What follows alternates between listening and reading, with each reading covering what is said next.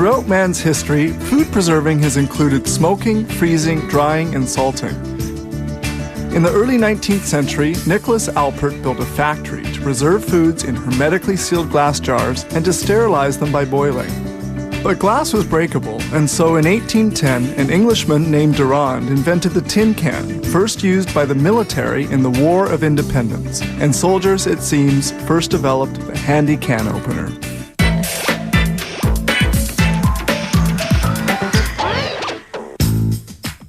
The corn that's canned is harvested from mid-August until mid-October.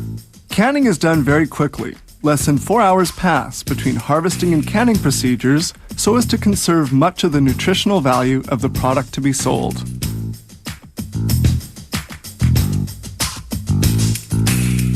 The unloading of many trucks of this size will be needed for the 136,000 tons of corn that are canned here annually.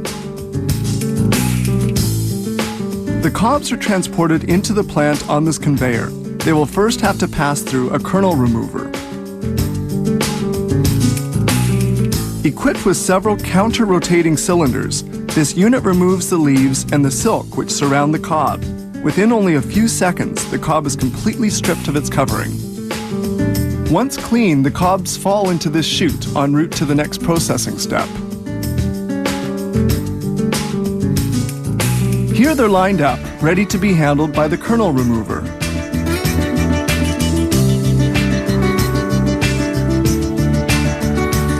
The kernels are removed from the cobs by going through the machine where knives remove the kernels in a fraction of a second.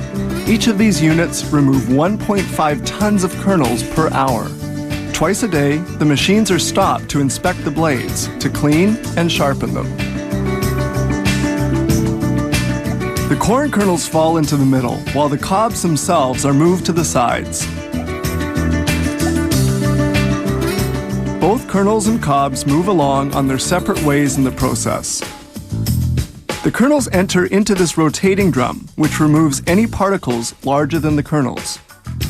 Nothing is wasted in the processing. Corn residues, leaves, and cobs will all be used later as animal feed. Now the kernels fall into a mix composed of water and of a fluid that's obtained when cutting the corn kernels. This liquid mix allows for the transporting of the kernels without damaging them. Next, the kernels flow along this belt and are placed on this conveyor toward the following processing step.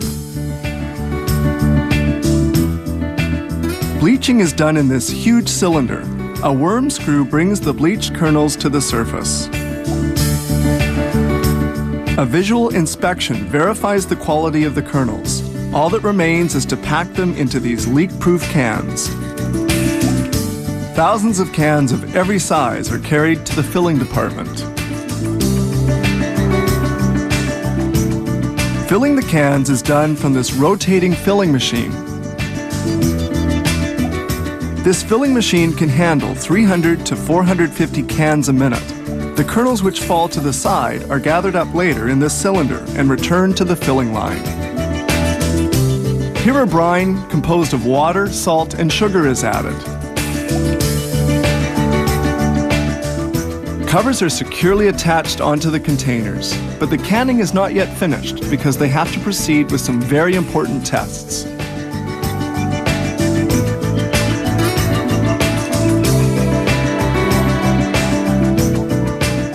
They perform tests in this laboratory that assure the quality of the product. First, they check the water tightness of the cans. They also control the filling weight and the quality of the kernels. In the meanwhile, cans continue wending their way through the plant. One step remains: sterilization. Sterilization takes place in this oven at 121 degrees centigrade and lasts between 4 to 6 minutes. This is a crucial step because it guarantees that the product is reliable and that it will remain so for 18 months. Now they taste samples of the product to determine that it conforms to quality standards. Cans are labeled as customers' orders are filled.